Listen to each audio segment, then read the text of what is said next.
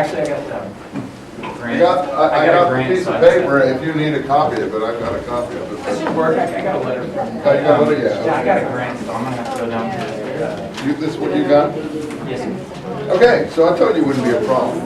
Work that out. Well, I knew it would. You know, they could be stubborn on this one. I'll talk about the exam then, at the end of the period today. Meantime,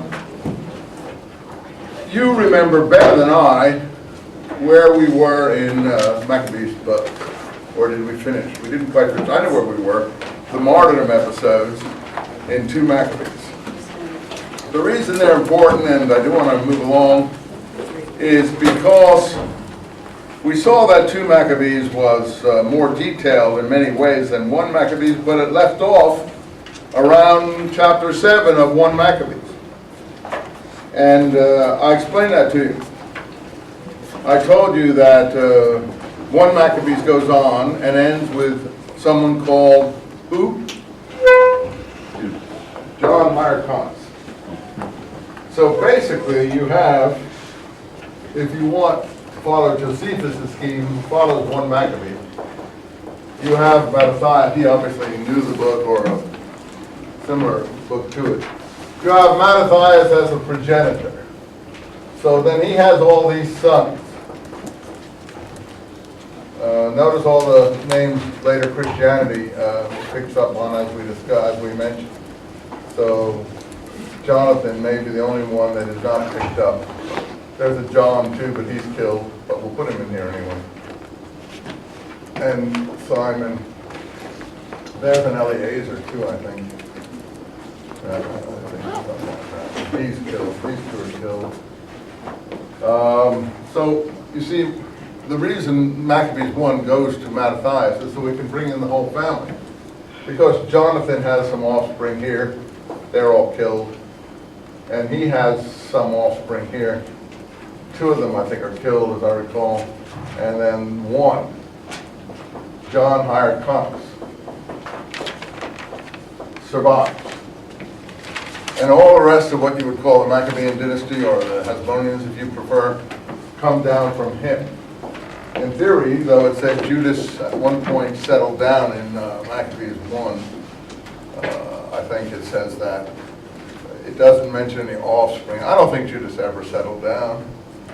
I think he's a epitome of what you would call a holy warrior, Kedoshim in Daniel, saints of the Most High God in English translation. But you see, these are not saints with halos around their neck, around their head. These are warrior saints. And you'll get the same thing in the Dead Sea Scrolls. So again, the people who think that these are Essenes and therefore peaceful and not preparing for final war against an evil opponent, all evil on the earth actually, are missing the point. And these are people who are very engagé, committed, same as, so I don't see the Maccabees and the Scrolls, as I told you, can possibly have any kind of antagonism one to the other particular. Just a few things in 1 Maccabee bring some antagonism.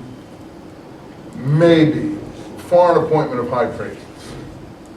I told you that I think that the difference between the Scroll people and some other groups is this problem of foreign appointment of high priests. We're going to get it here, that Jonathan and Simon at some point start accepting appointment from the Seleucid dynasty. It's in Maccabees 1. It's not in Maccabees 2. Why? Because Maccabees 2 doesn't even hardly mention Jonathan or Simon. That doesn't. It only mentions, starts earlier with Onias from the previous high priesthood, who's saintly, and a zealot for the laws. And at one point he's called the protection of his fellow countrymen. I told you that if you look at the early church descriptions of James, the brother so-called of Jesus, you'll find that he's called protection as well. In the early church text, not in the New Testament. Nobody knows what that means, but I think it harks back to this idea that through his existence, through his righteous existence, he protects his fellow countrymen. It's something to do with the legend of the 10 just men. That in, I think it's Proverbs, it says, the tzaddik is the pillar of the world. The tzaddik is the pillar of the world. What does tzaddik mean? What? Righteous one. What's the root of that in Hebrew? ZDK. What does ZDK imply in Hebrew? Righteousness. What word would you get from that? Put the vowels in differently. Zedek, righteousness. Put the vowels in a little differently again. Zadok, the name of the first high priest. In whose time? David's time and Solomon's time, the first high priest of the first temple. Therefore, a group of people in this period now that we're talking about are claiming descent from the first high priest of the first temple. And we call them in English Sadducees. We call them in English Sadducees. Notice the double D. But that's from a Greek word. It's from a Greek word approximating a Hebrew word. The Z has gone to S. It's really Saduki. Saduki. We say Sadducee because we soften the C in English. It's really Saduki.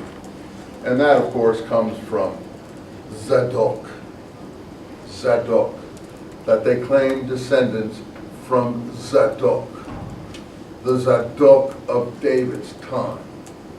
But Zadok in written Hebrew, those of you who know written Hebrew, my friend with the LA Raiders hat or whatever, he probably would be able to tell you that normally speaking in ancient manuscripts, if you don't have the vowelization in, you really can't see the difference between Zadok and Zadik. Of course you can, because one is a yud and the other is a vav. But if you know written Hebrew, a yud is written like this and a vav is written like that. So actually in ancient texts, you can't tell the difference between the yud and the vav in written Hebrew. So one of them would be written like that, and the other would be written like that.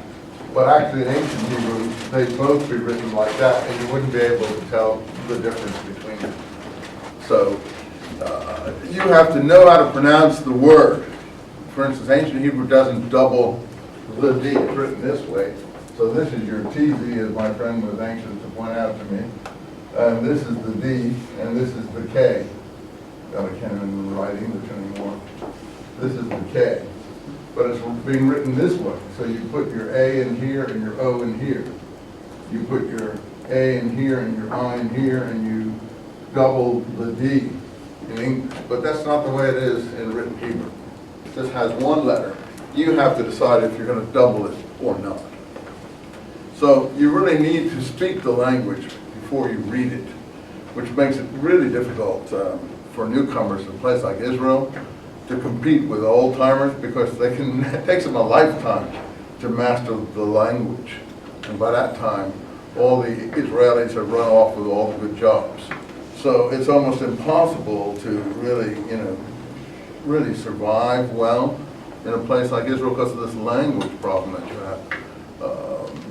The Israelis have one method of fighting against that. They have a thing called protexia, which comes from Russian, who your protector is.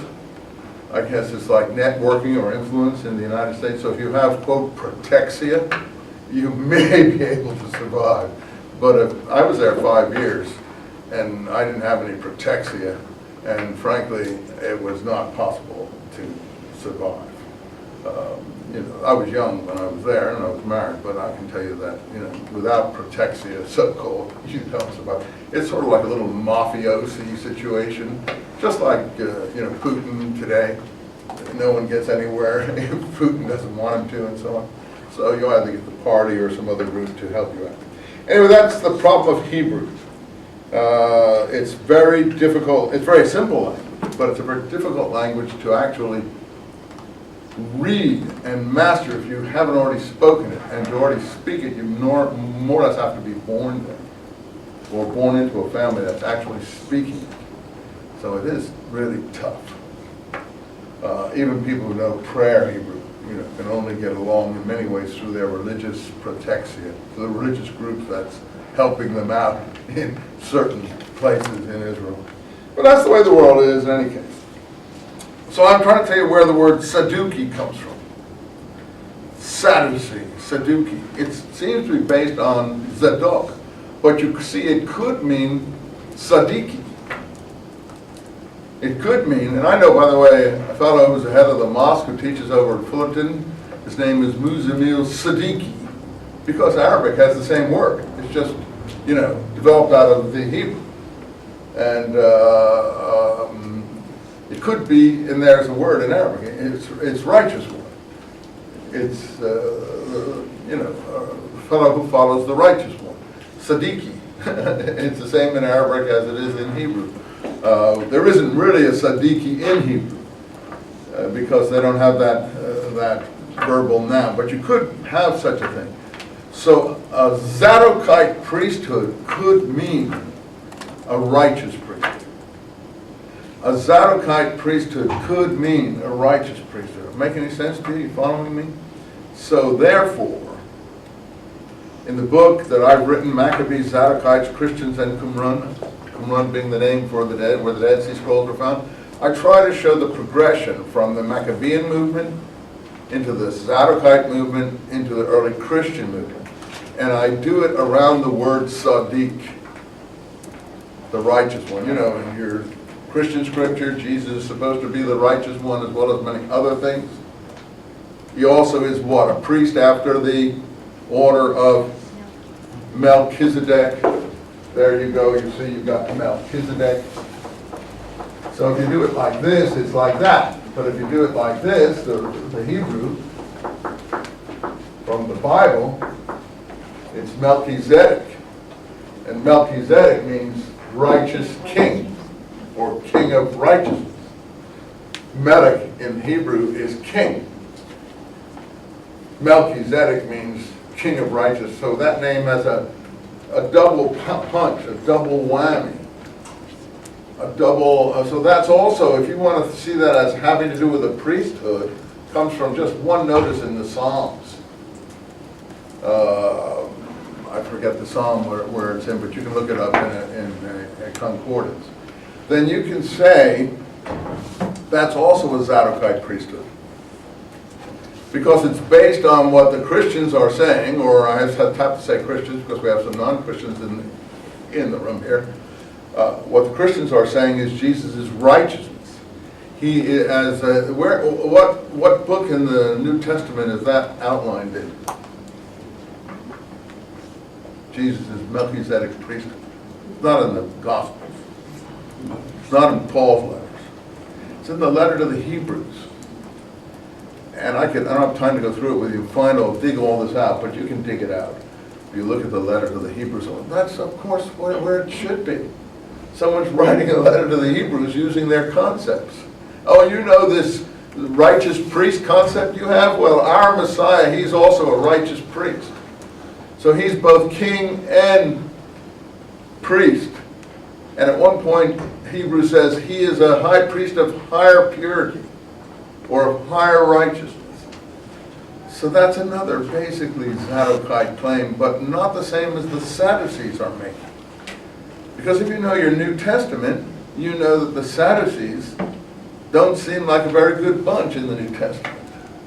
Now, that's just because the way the New Testament may be spinning it. It may not be. I mean, the Sadducees in the New Testament are not in the Maccabean period here. What period are we in the New Testament? We're in the Herodian period. We call the Maccabean period, real tough, there's so much stuff here. We call the Maccabean period everything from Judas Maccabee down to the storming of the temple by the Romans, 63 BC. That's discussed with you in the Josephus material you've been reading. Discuss it for you. Who's the Roman general who storms the temple? Pompey. Hopefully we'll get that far today, and you'll be able to use it as a stop-off point for our exam. Pompey. And who's Pompey? Caesar's associate, erstwhile a colleague. Later they fight a civil war against each other. That's what the people who assassinate Caesar have against Caesar, because he defeats Pompey. Pompey is in the east, conquering countries in the east. Asia Minor, Syria, finally Palestine, Egypt. He gets killed later on in Egypt when someone takes his head to Caesar, and Caesar's very upset by that. If you read your Roman history. Anyway, that's in the 60s BC down to the 40s BC. So if you want to plug here, when is Caesar assassinated? Easy dates. 44 BC. 44 BC. These are easy dates because of the double numbers. Like Alexander, 333 BC. Augustus, Octavian, takes over in the war against Mark Antony, all covered in Hollywood movies with Elizabeth Taylor and Richard Burton and all the fancy dudes from the 50s and 60s. Useless history, but at least it acquainted people with this period. In any case, that's around 33 BC. I think the Battle of Actium is actually 31 BC, maybe. But anyway, Octavius. You've heard of Octavius, right? I always wonder what you know, what you don't know. Can't mention it over and over again, but anyway, he becomes Augustus. I told you that once or twice. I'll tell you the third time, probably sink in. Who is Octavius? Originally just a little sort of upstart boy. He's Caesar's nephew or grandnephew. I can't remember which. Anyway, he's adopted by Caesar, supposedly, he claims, that Caesar adopted him before he was killed. Whether he was adopted or not, I don't know, but he claims that he was, and then he used that to fight Antony, who was Caesar's main lieutenant general and so on. That series in HBO last year, Rome, did all this. Octavius was a big star of that series, and he was extremely good. If you go on HBO Choice, you can get those episodes. They're really good. The first year. The second year is awful. The first year is really good. How many have seen the first year again of Rome? I've asked you before. Really good. And Octavius particularly is good in it. He's a little stop-nosed boy, isn't he? But he's really good at it. Very good. He's the same actor who played in a few other recently good movies. That movie about the ships that were fighting in the Pacific Ocean, the English and the Spaniards, I forget. It was done by an Australian director. Extremely good movie about sea warfare, but it bombed because it was too serious for numbskull audiences that go to the movies here in our shopping malls. But really good movie. Do you remember the name of that movie? They were going to make a whole series, and then they didn't bother. He was one of the cabin boys in that movie. And no one knows that movie. It was with who's the Australian guy who was in L.A. Confidential? Huh? What? Crowe? Yeah, Russell Crowe. Yeah, Master and Commander. Oh, yeah. Master and Commander. How many saw Master and Commander? That boy was in it. The boy that played Augustus. Master and Commander was actually a really fine movie. But it ain't going to go anywhere. Most of the world we live in. Okay, so to come back here. Sadducees come also from Zadok or from Zadok. It could be either way. Don't forget that's, how do we get Sadducee? Through the Greek. The New Testament and Josephus are written in Greek. The New Testament probably gets it from Josephus. So did they know it themselves? No, I don't think they knew much. And I think they got most of their historical data from Josephus. Maybe, I mean, you won't find anything about a Sadducee in Paul's letters or anything like that. He doesn't know. He doesn't speak about Sadducees. He speaks about Pharisees. Doesn't speak about Sadducees. So anyway, what would Maccabees 1 be then, in terms of these party groups that are appearing here? Probably a Sadducee book, but not a Sadducee book of the kind you would be familiar with from reading the New Testament, because it's a resistant Sadducee book. It's a heroic Sadducee book. It's a, I would call, I don't have a word, righteous Sadducee book, if you think of the Maccabees as righteous priests. Again, to go back to the Jesus thing, a priesthood after the order of Melchizedek. For Christianity, Jesus is king, right? And also high priest. He's a righteous high priest and he's king. That's what Hebrews is saying. He has a dual role. Well, if you're reading Maccabees 1, Jonathan gets appointment from the Seleucids as what? King. And he's also high priest. So there you have the dual role right there. Presaging Jesus. Presaging means to look forward to. So, do I think Jesus was this? No, I mean, I don't think that we have enough historical data about Jesus to say very much at all about what he was or what he wasn't. I know the documents trying to present him like that, fair enough. But I can't answer, did he occupy that role or not? I'm not even sure the parameters of his existence, quite frankly. I know you are, but I'm not, because of serious issues in terms of distinguishing between literature and history, between God men and normal men, between supernatural beings and non-supernatural beings. These are very difficult questions. And so once you're presenting a supernatural being who can do all kinds of supernatural things, you're in the realm of literature. You say, no, you're in the realm of salvation. Okay, fine. You say, well, what do you mean? Well, maybe the Greeks didn't have a god that represented salvation before, so this is a new deity for the Greco-Roman Hellenistic world. The Greeks and the Romans had goddess of wisdom, Athena. They had goddess of light and understanding, Apollo, and so on and so forth. They had Diana with her significances, Zeus with his significance. But they didn't have one to represent salvation before. And you can say, my Jesus is salvation, or your Jesus is salvation. Yes, he's supposed to be. You know why?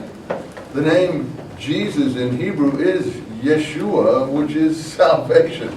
That's actually his name as well as what he represents. So there are all these aspects to the Jesus problem that are beyond the scope of our class here. Would be an historical Jesus class, but I'm not sure. Jonathan is flesh and blood. I can deal with him. He has strengths, weaknesses. He's got good aspects. Maybe he's got a few weaker aspects, but you can get a handle on him. Jesus is in another alternate universe. It's familiar to you, and you may understand it, but I can't get a historical handle on him as easily as Jonathan, put it that way. So this king high priest starts with the Maccabean family. That's all I can tell. So again, without the Maccabees, we can say no Jesus as such. We don't have an idea of a king high priest before the Maccabee family that I'm aware of. See that? So there may be some problems. Anyway, Judas in Maccabees 2 is given a messianic battle sword at the end, if you recall, from Onias and Jeremiah. So he's a messianic character in Maccabees 2, but I'm not sure he's a king or a high priest yet. He's probably a high priest in the way he behaves in purifying the temple. Anyway, let's go back to Maccabees 2 and take a look at these martyrdom episodes, because they're really, really important. You see, after the people in the caves who don't defend themselves on the Sabbath in chapter 6 are wiped out, and Maccabees 1, as you recall, has the ruling that Mattathias makes that we must defend ourselves on the Sabbath, otherwise we will all be wiped out. So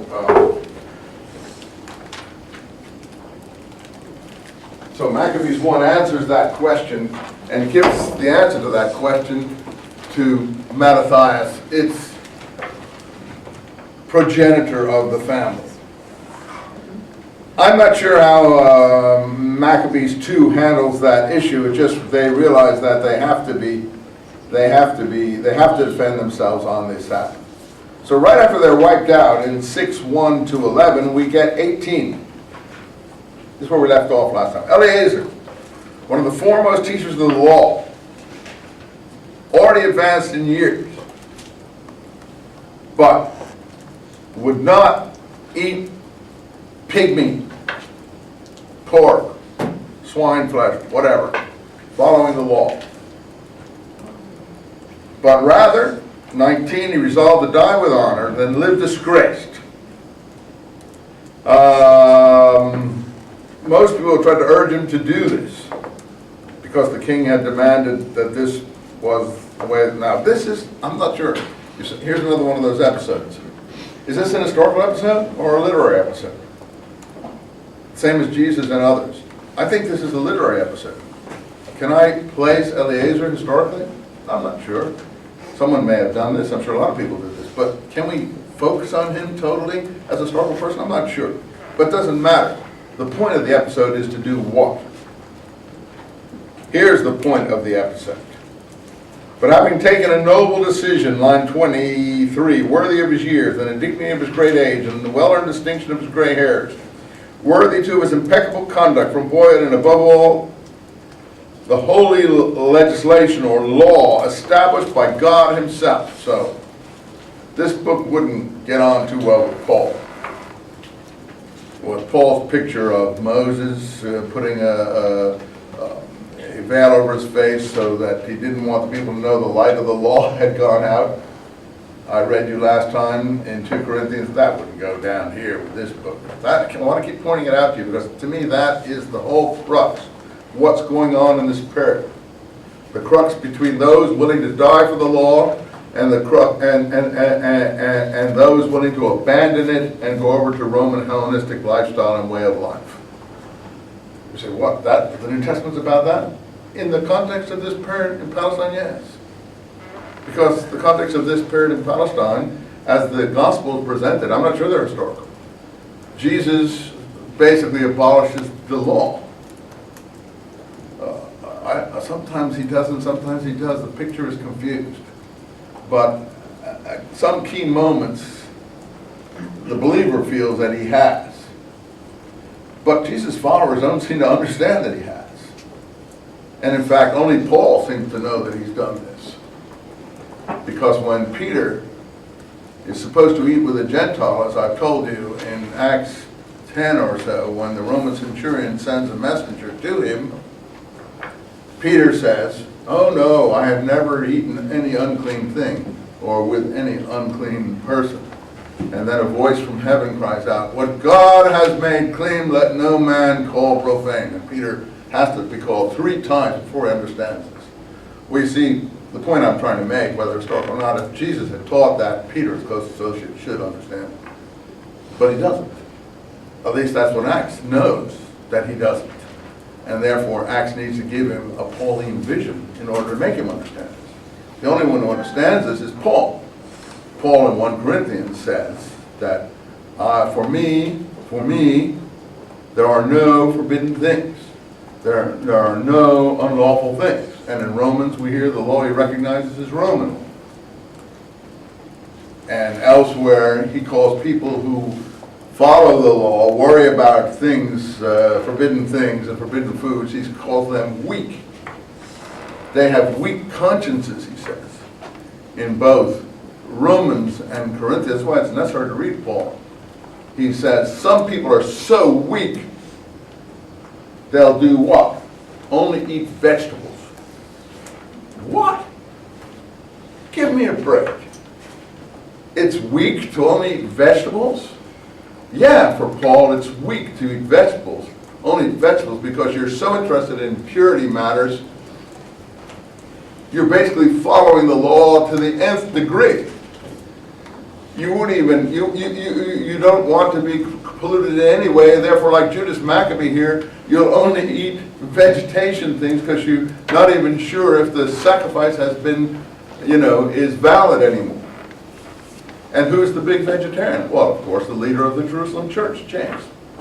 So who's that an attack on? Some people are so weak they only eat vegetables. I do it in my other classes. It's an attack on James. But of course you won't hear this in any church, because if you did, all the churches would fall to pieces.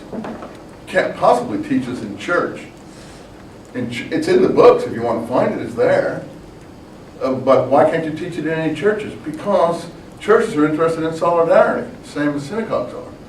Churches are interested in the cohesiveness of the community and people feeling good in the saved community that they're part of. You can't then start deconstructing the community. So obviously you're not going to get this in any church. You only get it in universities. Some universities, where people who teach the courses are not theologically minded first, but are what I would call historically minded or critically minded. In any case, I want to keep on in that way. I'm only saying what Eliezer says is 180 degrees opposite to what the Pauline letters say. You say Jesus is in the middle somewhere. I'm not sure where he is, because James and Peter don't understand what Paul seems to understand. So I can't tell you. You know, James's followers are zealots for the law. Galatians says when James's followers, Galatians chapter 2, come down to Antioch, Peter stopped keeping table fellowship with Gentiles for fear of the party of the circumcision, those who were putting circumcision attachment to the law first, which was the leadership of the whole church.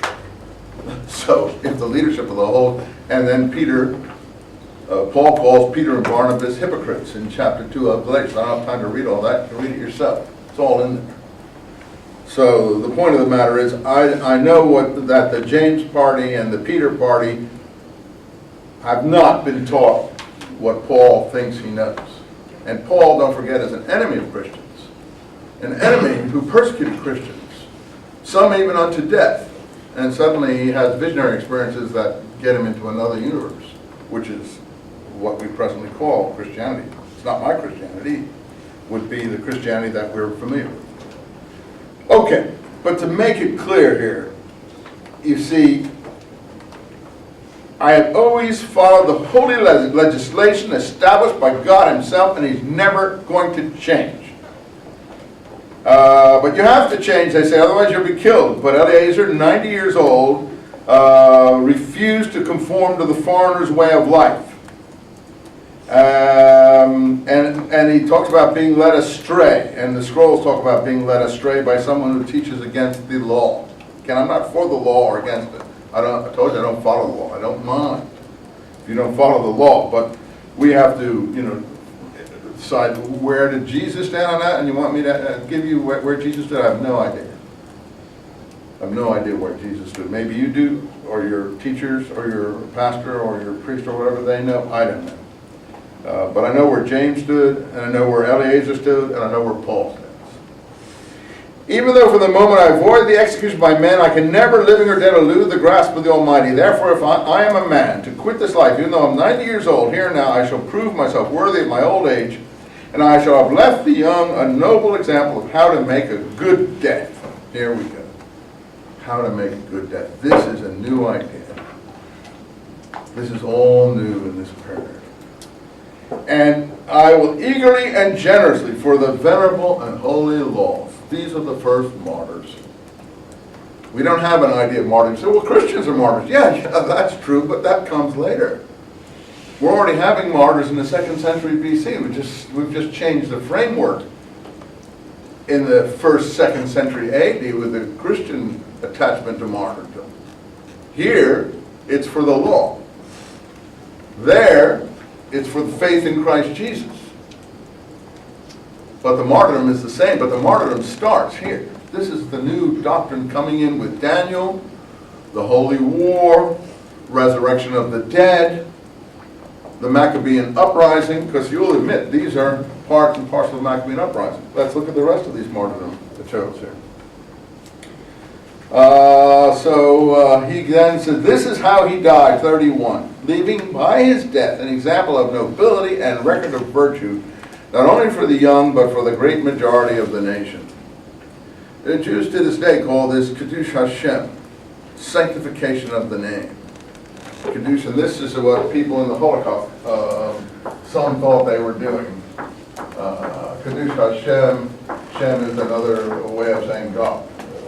Name is, Shem is God, is the name. Kadosh is sanctification from the word Kadosh. Again, that KDSH is holiness. It's a root, and you can play and get different words from it. Kadosh, Kadush, and so on. So this is sanctification of the name, martyrdom, and it's coming out of these books here. I don't think Rabbinic Judaism, though, normally has a lot of emphasis on this aspect of Judaism. I don't want to shortchange it there, because in the Talmud there is this material that does have some of this, but not the Phariseeism of Josephus or Rabbi Yochanan. Rabbi Yochanan is the founding moment of Rabbinic Judaism. He's an interesting character. He's related to some of the insurgents in the city. The Talmudic literature tells us that. Rabbi Yochanan's nephew was the head of the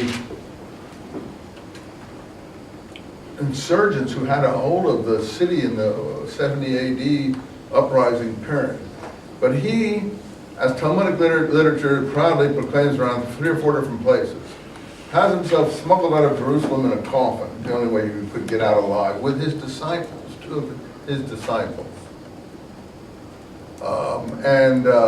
Even the episodes say that the Romans pierced the casket. They pierced our master, but they didn't get to they weren't able to do it. He wasn't really dead.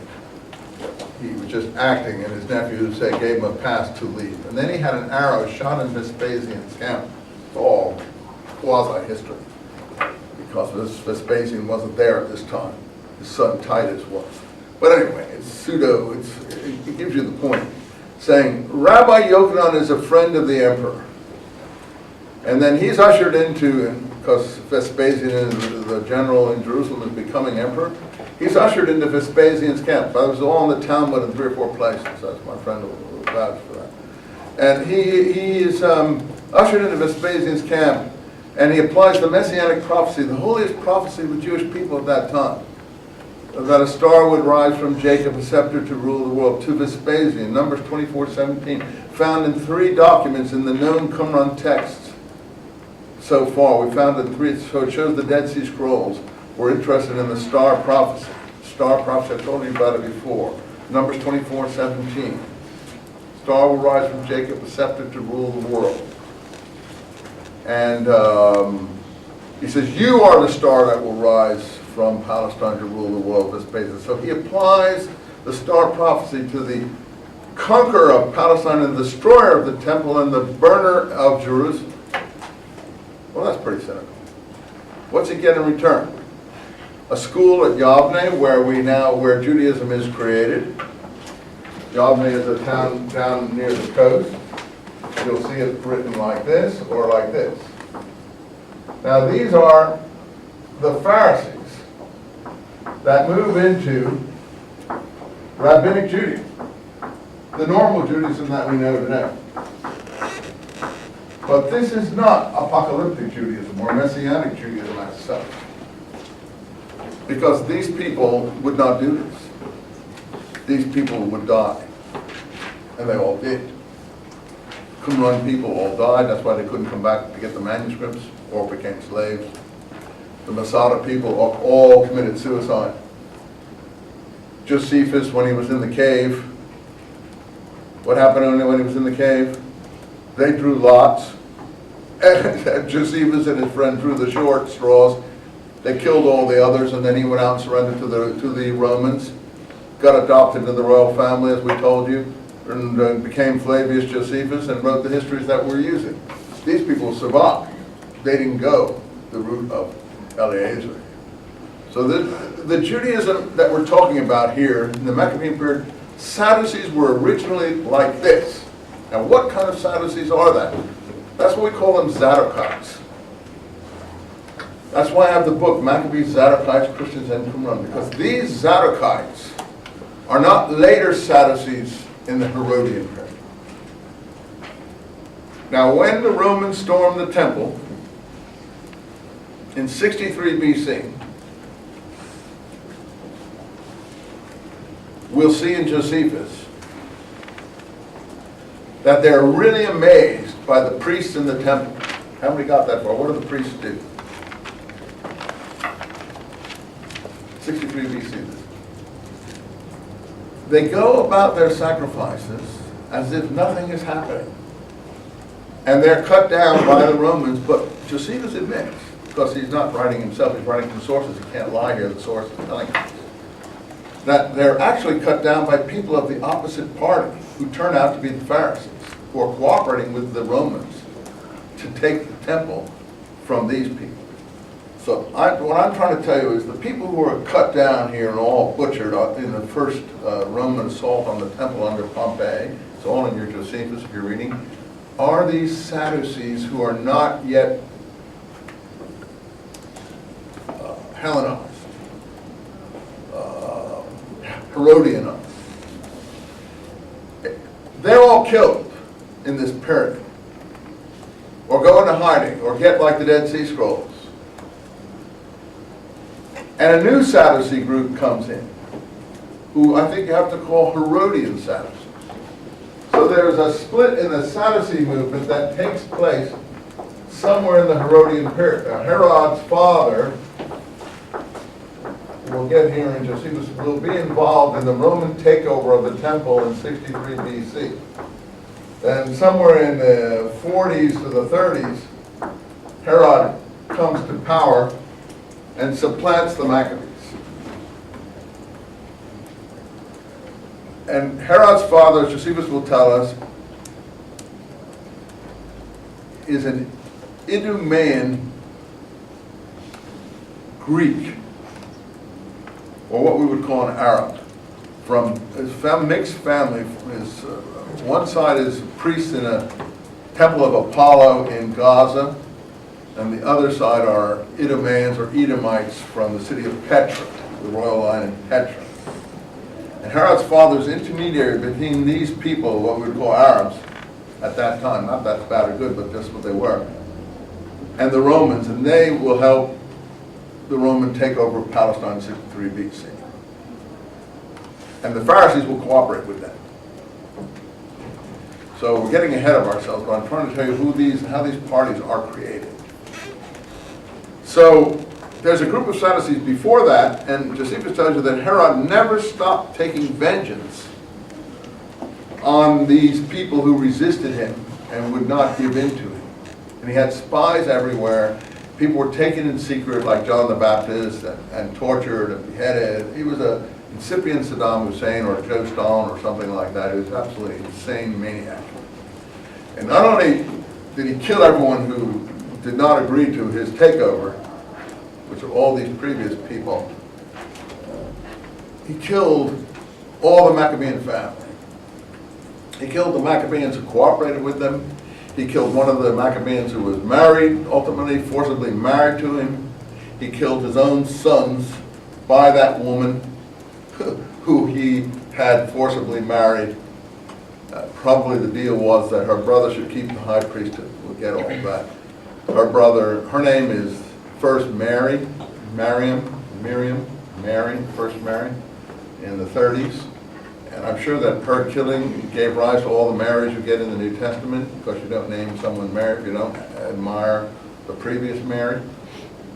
She's the Maccabean princess that Herod kills. If you've been reading your Josephus, this should be popping up into your mindset.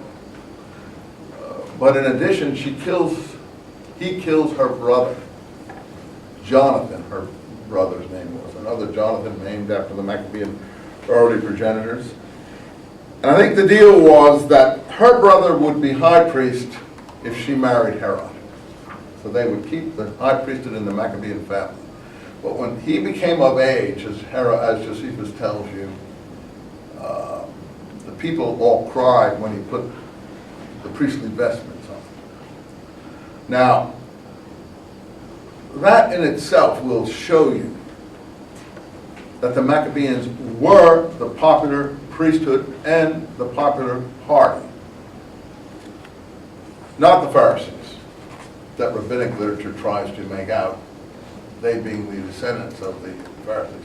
No, the Pharisees were promoted by the Romans when they took the temple in 70 AD. And then the Pharisee patriarchs became the Roman tax collectors in Palestine. Fair enough. That was the deal that Rabbi Yochanan ben Zakkai made with the Roman authorities, that he would get the academy and so on if he recognized Roman power in Palestine. But these other people were not prepared to recognize any foreign power. That's why I'm doing this Eliezer thing. He shows how to make a good death. In any case, this Miriam, or so on, Herod's Maccabean wife, that a lot of Josephus is dedicated to, telling her story and so on. When the people all cry, when he takes the vestments at 12 or 13, I think 13 or so, Herod has his henchmen and bully boys and bodyguards take him down to a pool in Jericho, which he had, I've been to that palace, and drowned him.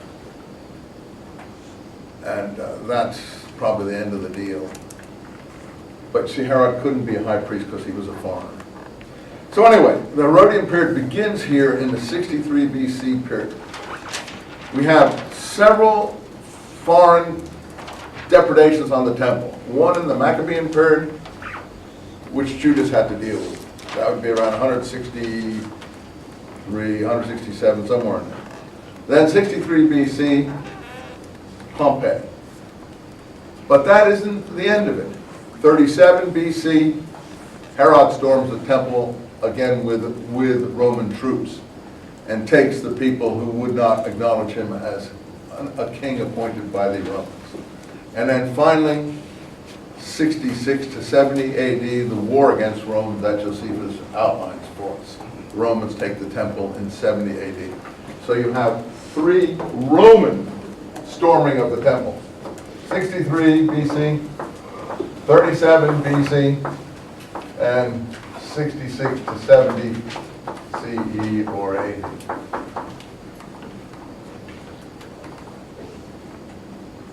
Okay? So let's go back to Eliezer. He showed how to make a good death for the holy legislation.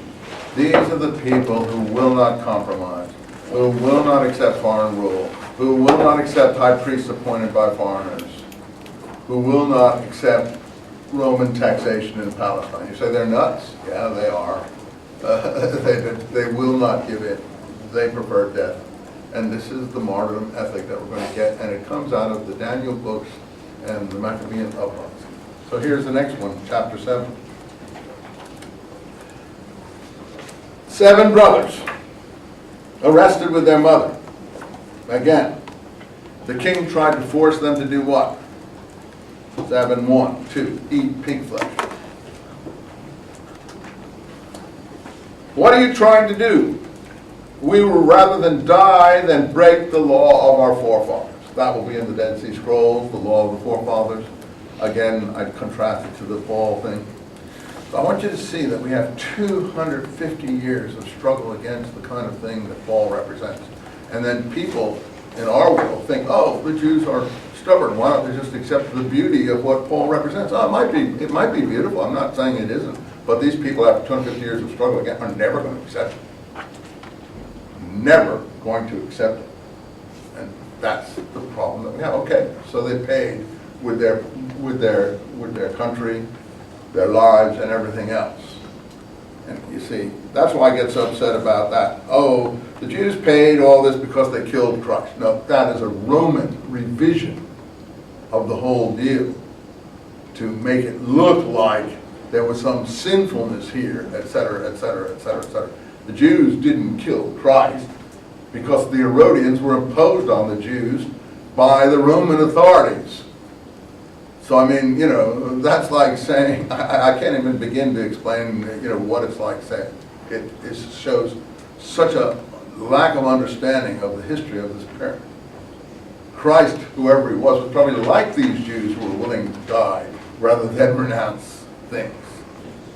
Again, it's because the Jews were so messianic in this period that they lost everything. Josephus, at the end of the Jewish War, says something that I'd love to read. Too many things I have to tell you about that I don't have time to read it all right now because of the exam coming up. But the thing that most moved our young men to revolt against Rome was the prophecy that a world ruler would come out of Palestine. So he shows at the end of the Jewish war that actually the war against Rome was a messianic war. He says, these poor people, their interpretation was mistaken. They thought it applied to one of their own. But the prophecy was capable of multiple interpretations. Actually, it applied to Vespasian, who came out of Palestine and ruled the world. So Josephus has the Pharisee interpretation of Rabbi Yochanan and himself. I think the Pharisees take it from Josephus. I don't think Rabbi Yochanan actually did what that episode was showing to do. I think Josephus was the first person to do that. When he surrendered to the Romans in Galilee, he went before Vespasian. He did go before Vespasian, and he did say, you are the world ruler that will come out of Palestine to rule the world. So the world ruler prophecy was in the air at that time. Christianity thinks it is a native Jew or a God Jew that is this person. And the Jews who fought this war thought that too, but I don't know how Jesus would fit in or not fit in. You'll have to decide that. Question, please. Yeah, go ahead. Make me understand, did Josephus last through 63 BC to 70 AD? Did he last through the period? The whole No, he lived from the late 30s to the 90s. Okay. But he was using previous texts. He used sources. He tells you his sources are. If you're reading Josephus, he tells you who his sources are. One source is, what's his name, a Herodian sort of official. I can't remember his name right off the top of it. He also used some of the Greek writers, but he tells you who his sources are for the earlier period. Maccabee books and so on. I will, that individual's name will come to me in a moment when I'm back in a different mindset. Let me go back to this martyrdom episode. So we are prepared to die rather than break the law. So the fire was stoked. Oh, this is a terrible episode, of course. And the mother now encourages one after the other to die nobly like Eliezer for the laws. And here's what she says to them. Do I really believe she said this? I don't know. I wasn't there. I doubt it. The Lord God, but the people, this is to encourage martyrdom. The Lord God is watching, and surely he takes pity on us, as the song in which Moses bore witness against the people to their face, proclaiming that he will certainly take pity on his servants. So therefore, since God is watching, you can't betray these things, and God will have pity on you. And so the first came, and the ruler says, will you eat before we torture your body limb by limb? And he replied in his language of his ancestors, never! He too was tortured. With his last breath he exclaimed, inhuman fiend, you may discharge us from the present life, but the King of the world will raise us up, since it is for his laws that we die to live again forever. That is the most specific statement of the resurrection doctrine in any book so far. And it is in the context of martyring yourself. So, it's for his laws he will raise them up again. The second one comes. It is heaven that gave me these limbs, line 11. For the sake of his laws I disdain them, for I hope to receive them back again. Then the fourth one, savage torture. Ours is a better choice to meet death at men's hands, yet relying on God's promise that we shall be raised up by him. Whereas for you there can be no resurrection, no new life. Look at that. That's a little different than Daniel. It isn't everyone is being raised and the good go to heaven and the bad go to eternal torture. In this book, only the righteous are raised, the rest stay dead. I don't know which is the right one, but I'm saying this slightly different concept of resurrection than most are. I think this is very primitive. I think this is probably the original concept. I think heaven and hell is a later literary evolution from this. So I don't know. But I think this is very early. For you there will be no resurrection, no new life. But you see, the mother, line 20, is also admirable and worthy of mention. She encouraged each one. By the way, I don't know a Jewish mother today who would do this. So, this is not the Jewish mothers that I am familiar with. There are some, I suppose, but not the ones that I grew up with. They would say, save yourself, son. Do anything you can at all costs. Run away, hide, do whatever you can. I'm not saying that's not the best way. Again, I'm not making fun in the sense of saying it's not the right way to do it. If I were living at this time, I'd have been out of here. I mean, I'd have been gone. I'd have been out to the Arabian desert. I'd been off to India. I'd get somewhere out of the control of these people. I wouldn't, unless I had to, go through this. If I had to, okay. But if I could find some other way, I certainly would have done it. Because this situation is hopeless. But also great nobility comes out of it, as you can see. But you have to understand, what date is this supposed to be, around 175? This is going to go on from 175 to 70 AD. That's 250 years, and on again to 136 in the Bar Kokhba War. So actually, it's 300 years of struggle, older than the United States. You don't know what that means. You don't know what these people went through. Nobody can understand. I try to teach these courses, try to make people take it seriously, what was going on in this period, what we were dealing with, what they were doing, where these concepts came from. You say, oh, Eisenman, you're too worked up. Yeah, I'm very inspired by these books. But by picking out the passages that people always ignore. Anyway, she says, I don't know how you appeared in my womb. I didn't endow you with life and breath. I didn't shape you, line 22 to 23, of every part. It's the creator of the world, ordaining the process of man's birth and presiding over the origin of all things, who in his mercy must surely give you back both breath and life, seeing that you now despise your own existence for the sake of his laws. And then what? Paul comes along and says, oh, I have some visions, and you're supposed to accept these? Come on, never happened. In Palestine, yeah, overseas, happened pretty efficiently, but not in Palestine. So therefore, people who object to the Jews attacking Paul, they have no choice. You can't object to their attacking him in the temple, or the Jews that in Acts who take an oath, a Nazarite oath, not to eat or drink until they had killed Paul. I know that the book of Acts makes those Jews look like they're horrible people. No, they're not horrible people in this context. They're only horrible in the context of others who are looking in on this from outside. They have no choice. So again, I'm not for or against killing anyone. I'm just trying to understand this situation. 300 years, 250 or 300 of this struggle. Look at the rest of her speech. Line 27. My son, have pity on me. I carried you 9 months in my womb, suckled you 3 years, fed you, reared you to the... I don't know how many of you really read these passages, which is why I picked them out for you. Waste your time. To the age you are now, I implore you, my child, observe heaven and earth, consider all that is in them. This is in the Catholic Bible, by the way, not in the Jewish Bible. And acknowledge that God made them out of what did not exist. You people in philosophy, do you know what that theory is called in philosophy? Creatio ex nihilo. Creatio out of nothing. It's a famous philosophical theory. They knew it in the 2nd century BC. They were already talking in those terms. We think of it as something late Middle Ages, or what the rationalists were talking about, the different theories of this.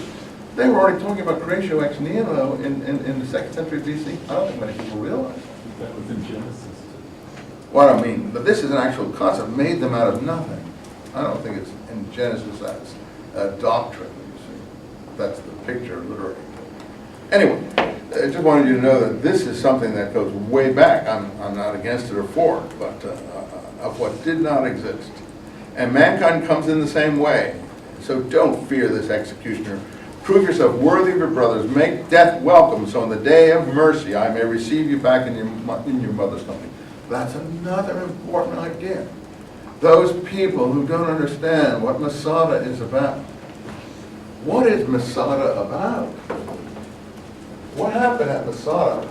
It's in Josephus, the last part of Josephus, after the materials I told you about, the signs important for the end of the temple.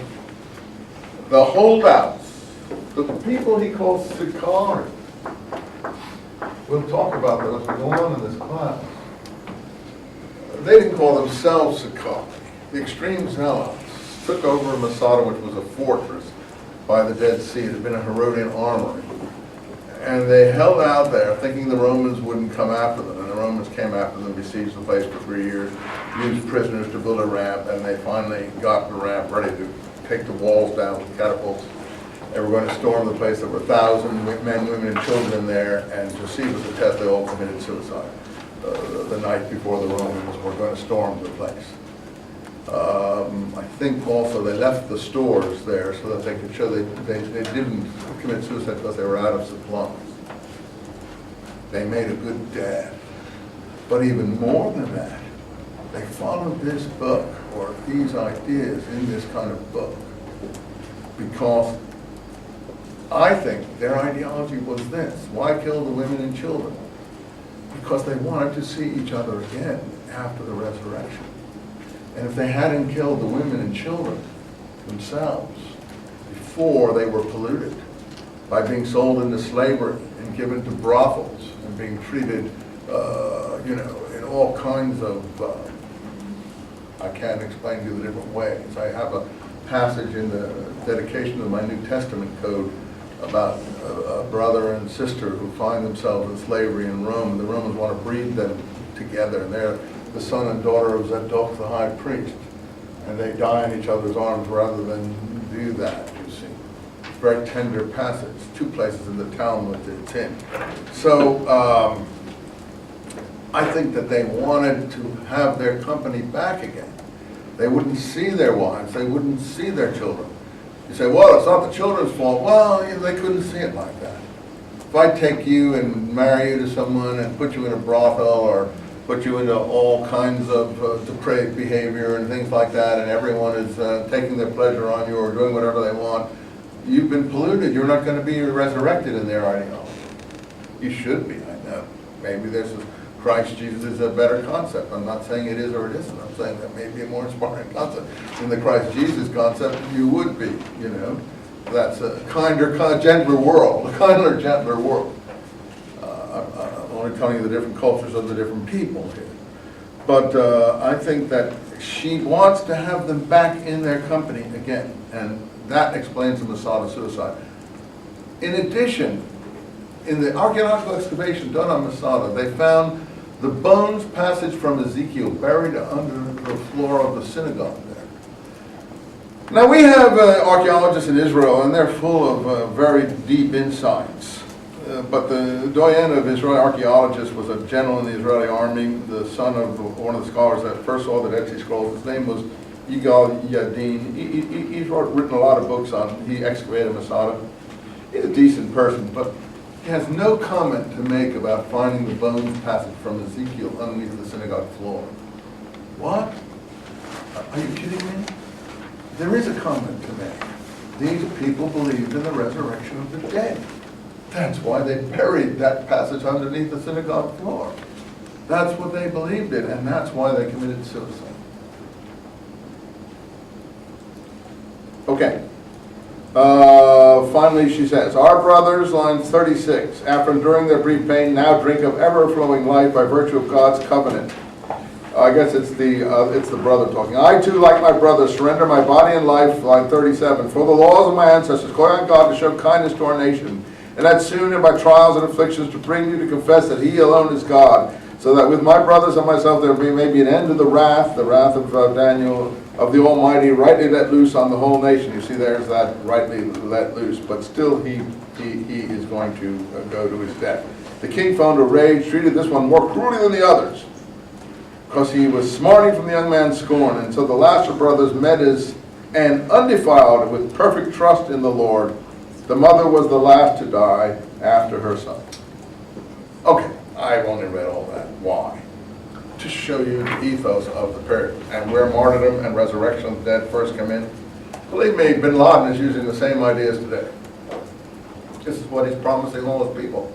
It's what he's promising the people who blow themselves up in Iraq. It's what these people are promising all the people want to come and blow up Long Beach.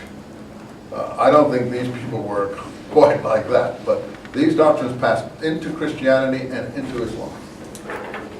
And it all, I think, the first place that it happened is right here in the 2nd century BC in Palestine, in this movement that we've been watching here.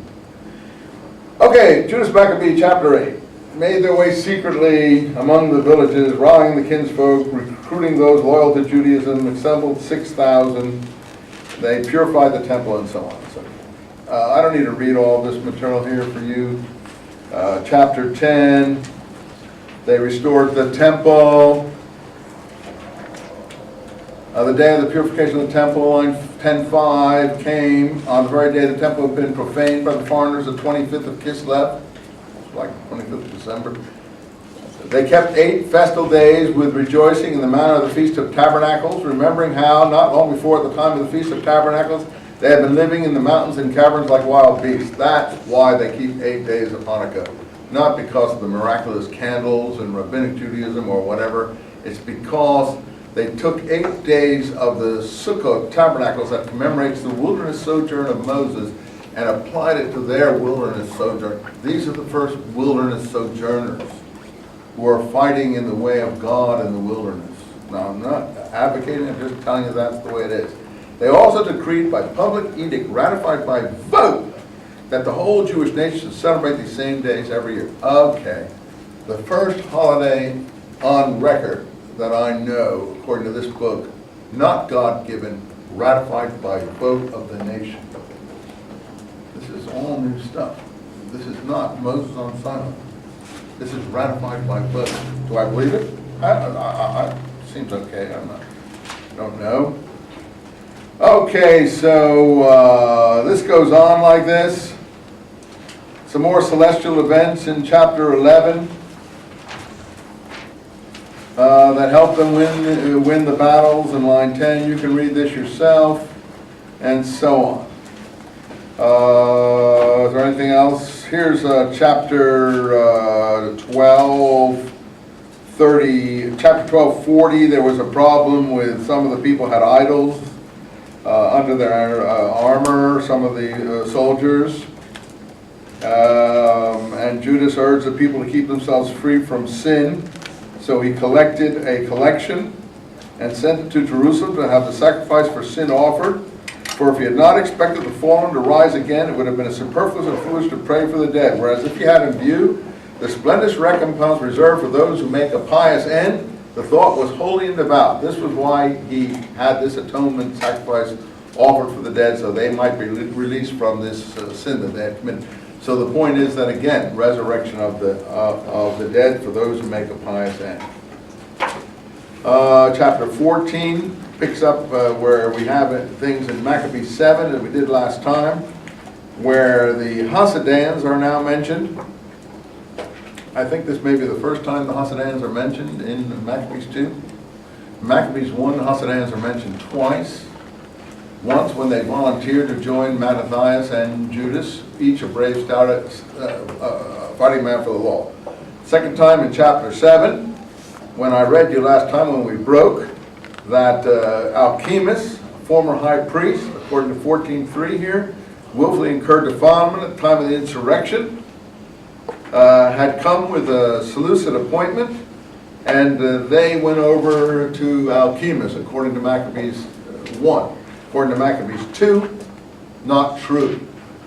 Those Jews called Hasidans, say this Alchemus, who are led by Judas Maccabee, line 6, are warmongers and rebels who are preventing the kingdom from finding stability. That is why, after being deprived of my hereditary dignity, I mean the high priesthood, I have come here now.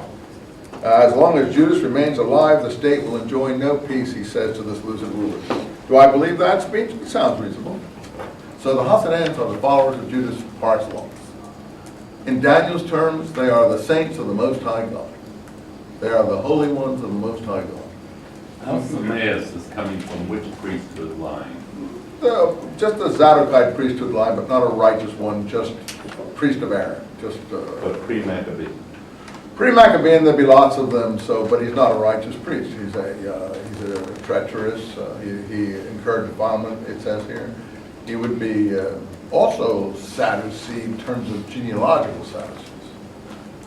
But these are, you see, if you want to call them Sadducees in the Maccabean period, I think they're more than genealogical Sadducees. They also make a very great claim on independence, righteousness, and purity.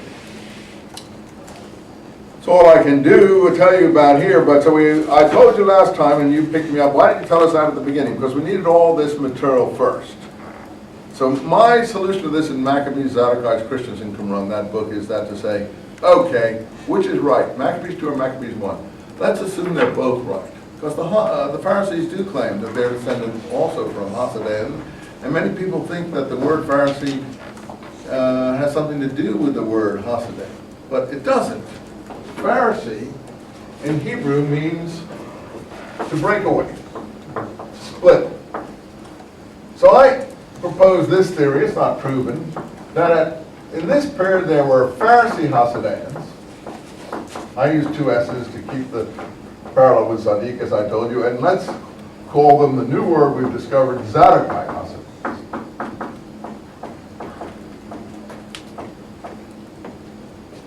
And that both descended from the Hasidic movement that believed in resurrection of the dead.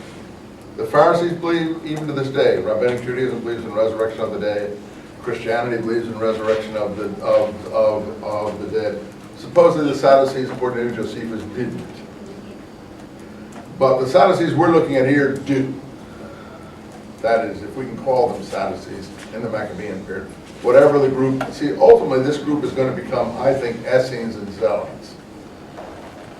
The Maccabean group is going to become Essenes and Zealots. We haven't talked about the other groups, Essenes and Zealots. And Zealots also have an extreme wing, as I've told you now, Sicari, which comes from the knife, supposedly, that they carry to kill their opponents. But I don't think that's what they call themselves. People don't go around saying, I'm a knife person. That's what their enemies might have called them. They might have called themselves righteous ones, for all I know.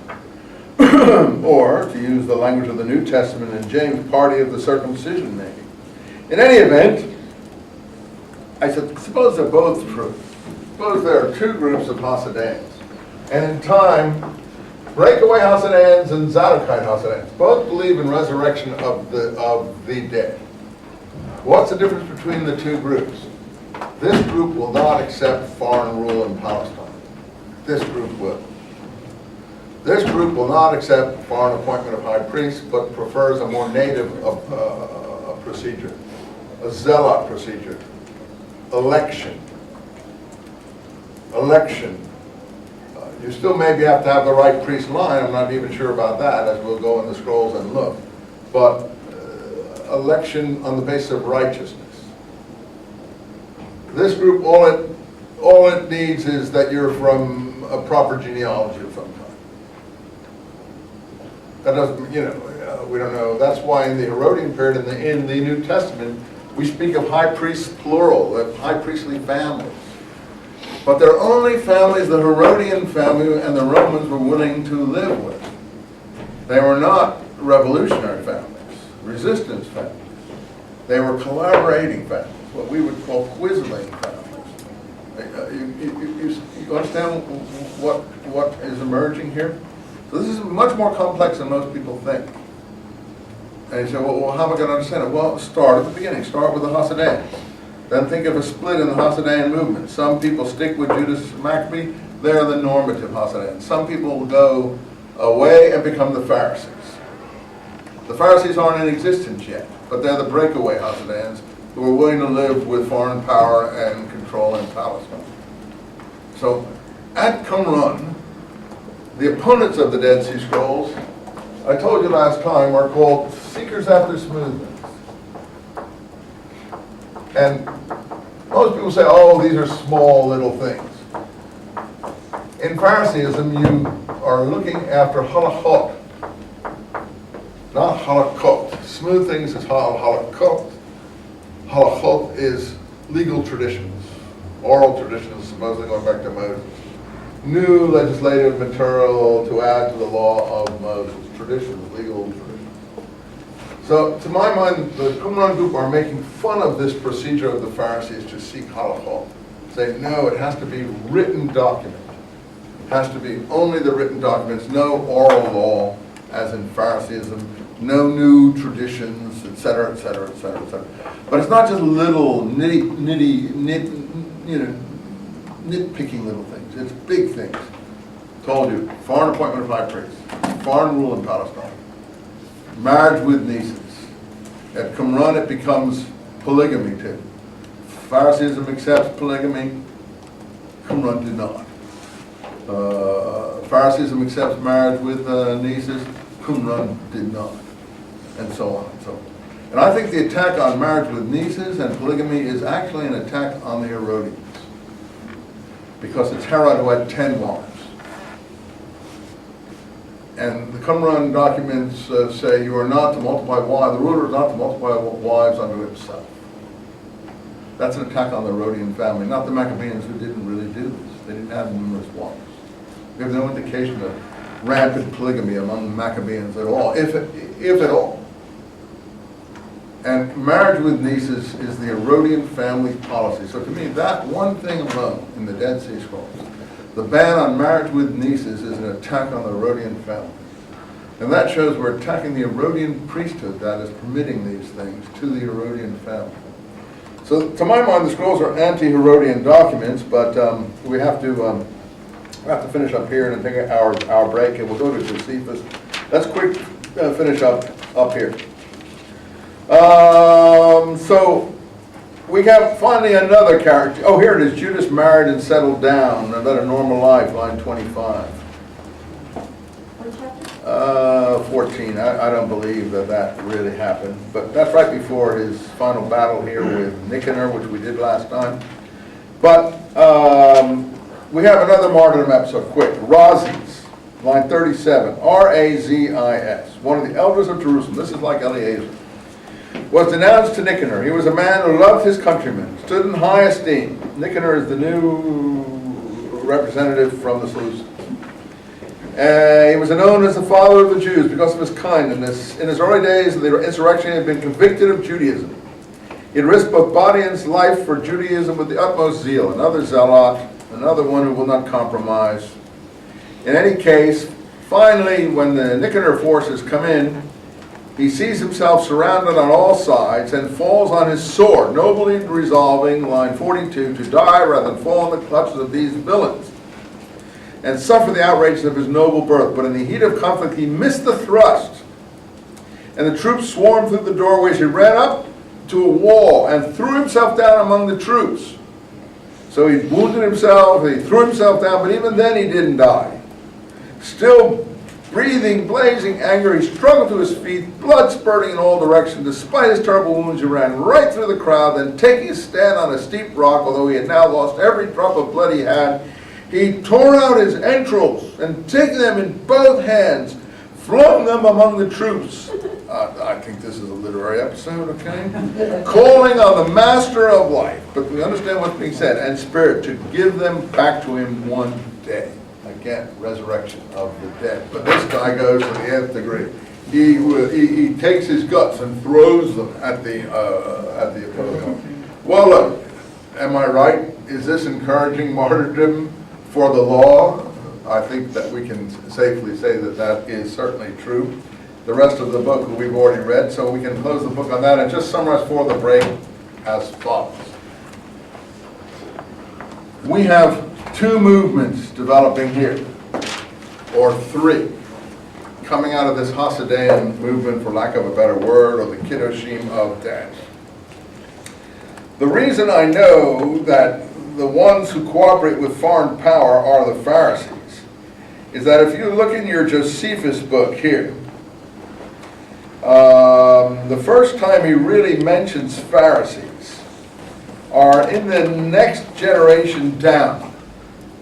When he's talking about John Hyrcanus' children. He mentions it a little bit under John Hyrcanus. But under John Hyrcanus' children, he mentions, the genealogy goes, John Hyrcanus, and then Alexander Yannias. By this time, they're having two names, Greek and Hebrew. Unias is John. So John Arcana, John is a Hebrew name, whether you know it or not. It's Yochanan, and the H is kept in the Hebrew as we. So Simon would be around, I suppose, 140 BC, or somewhere in there he would die. John Arcanus is maybe down to 110 BC. Alexander Jannaeus takes it down to 70 BC. We're coming down quickly through 100 years of history. But when Alexander is king, and we'll pick up this next after the break, but just quickly, Demetrius is the king, another Demetrius, in the Seleucid area. And some people want him to come in, and some of the Jews go to Demetrius and say they don't like Alexander. Why don't you bring an army in here? And so when he does that, this Demetrius, the people turn against the Jews who were inviting the foreigners into the country. At that point, Alexander, who'd been taken to the hills and the wilderness, I can't give you the page, we all have different translations of Josephus, takes 800 prisoners and impaled them or crucified them in the middle of the city. Alexander? Yeah, it's in Josephus here. These were people who were of the opposite group. Now, in the Dead Sea Scrolls, we're going to get reference to this. In a document called the Habakkuk Pesher, we're going to hear about the furious young lion who crucified a lot of these seekers after smooth things. Now, how do we know that these are Pharisees that he did this to? Because in the next page it talks about Alexander's death and that his wife actually was a Pharisee and so on and so forth, and how the Pharisees governed her. And they wanted to take vengeance on Alexander Jannaeus' people because he had crucified their compatriots, their Pharisee compatriots. So we know that, and then the Pharisees that were the ones who invited the foreign power in the country, and then in the next generation, we find that when the Romans take the temple in 63 BC, we find that when the Romans are storming the temple, that the priests went about their offerings as if nothing was happened, and the Romans were amazed at this. But most who fell were killed by their own countrymen of the rival faction, the people that brought the Roman power into the country, and once again it's the Pharisees. So the Pharisees are the group not only who take vengeance on the people who were taking vengeance on them, but also bringing foreign power into the country. I'll stop there. We will pick up there, and we'll read through Josephus down to this point.